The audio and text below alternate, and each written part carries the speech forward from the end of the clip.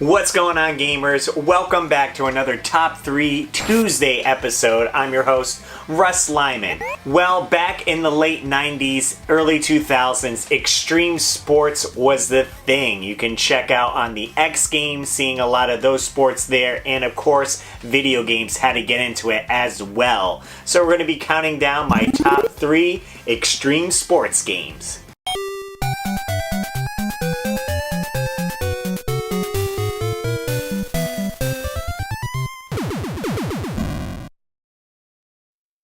Now, I tried my best at some sports, BMX, rollerblading, snowboarding, skateboarding. I wasn't fantastic at it, but I was still able to do it. But I couldn't mimic those awesome moves that I saw the pros do. So, playing video games was the next best thing. So, coming in at number 3 is... Number 3! Courier Crisis on the PlayStation. This game I discovered at Blockbuster Video. I rented it because the cover looked pretty fun and it reminded me of a few other similar games with sports. You take control of a bicyclist who has to deliver certain items around town. At the start of the level, in the top, in the middle, it will show you how many letters you need to deliver for that stage. There will be people who have a yellow arrow over them with a package for you to deliver. In the top left of the screen, you'll see a directional arrow showing you where to go. You get cash for completing this task and you continue on. All the levels are set in city-like environments, but they do a good job of each level feeling new and not monotonous. Some sections have tall skyscraper-type buildings, and then you get a more neighborhood feel with some local mom-and-pop shops or your local bar area. Another great mechanic in the game is that you can kick and punch the pedestrians on the street. It's kind of cruel, but funny at the same time. While riding along, you can also do a few tricks, and they'll let you know what trick you pulled off in the bottom left, and you'll get some extra cash too for it. Kinda has a Tony Hawk meets Crazy Taxi vibe to it, and it was highly addicting, and I loved playing all the levels and unlocking more bikes and costumes. It was a fun game to play for the weekend that didn't take much effort. Just ride your bike, deliver the package, and maybe knock a few guys out along the way. Thanks a lot! Yeah, I don't see too many people talk about this game, so it's definitely a fun one to check out if you see it at your thrift store or next convention, and it's pretty cheap as well. Moving on to the next extreme sport, from biking to the mountains. Coming in at number 2. Number 2! Cool Boarders. Now, I definitely enjoyed the Cool Boarders series. I played a majority of them, but mostly played number 2.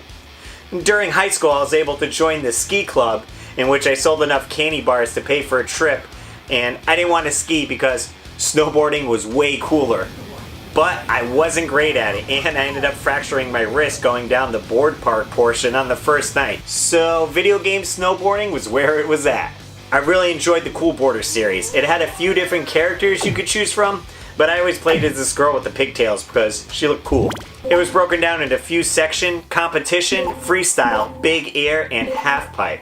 That way you could practice each one before you went into the competition and compete it. This one took some getting used to. It was kind of like a race car game going down the mountain. You didn't want to oversteer and end up going over the edge and plummeting to your doom, or steer too fast that you just spin around and lose momentum.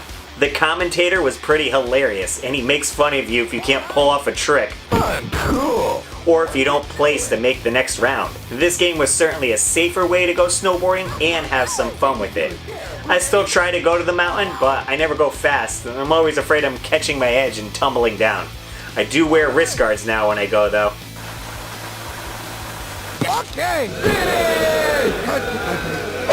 Yeah, it is wintertime and we're getting some snow here in Connecticut, but I have yet to go back to the mountains, so maybe I'll just stick to playing this game. Well guys, before I get to my number 1, of course I want to mention an honorable mention on the original NES, and that is Skate or Die. This was the first extreme sports game that I played. It being on the NES, it was kind of limited to what it could achieve as far as controls and gameplay, but that didn't stop me from playing it a lot.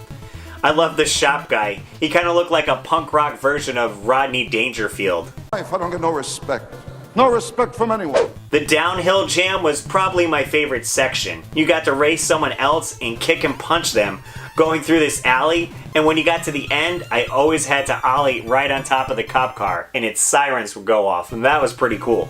The one event, though, I hated the most was the high jump.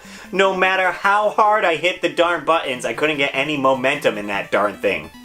It certainly was a fun game, and came out in a time when skateboarding was pretty big.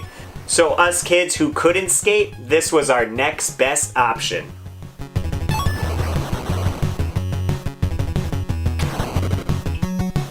Now, like I said, I certainly can't skateboard that great, but I know someone who can.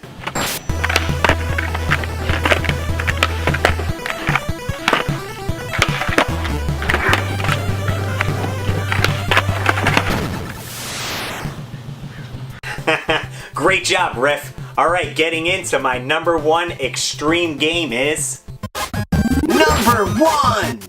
Well, of course, Tony Hawk. This is going to end up pretty much on anyone's top list for extreme sports games or skateboarding games in general. Well, what can I say? You mentioned extreme sports games. Number 1 on most people's list will be Tony Hawk games for sure.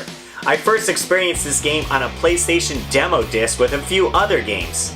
I was memorized for sure. The amount of tricks you could pull off was great. Grinding on almost anything in the game was cool. You could jump in the air and grind on an oncoming car. And let's not forget about the soundtrack. It certainly was amazing. It got me into bands like Goldfinger and the Vandals. And I loved how you could see the band playing the song on some big projector screens in certain levels. This was a great added touch. Having different tasks in each level to score a tape was a great idea. This gave it a ton of replay value and let you get better at the controls, since some of the tapes you had to perform large jumps and grinds just to reach them. These were great games to rent for the weekend too, because you saved all your progress onto your memory card. And this way, next weekend you could go back to Blockbuster and rent it again and pick up where you left off. Or heck, even bring your memory card over to your friend's house who had the game and have at it with them. And I haven't played any of the recent Tony Hawk games, but I know I definitely had a blast playing the classic ones.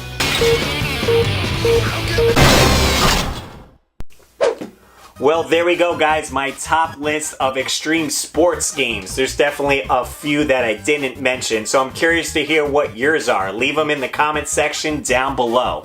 And well, if you guys enjoyed this video, be sure to hit that thumbs up button and subscribe if you haven't already. And if you guys want to check out my channel and some of the stuff I do, there'll be a link in the description down below. As always, guys, I'm Russ Lyman, and keep your world fun bit by bit. I'll see you next video.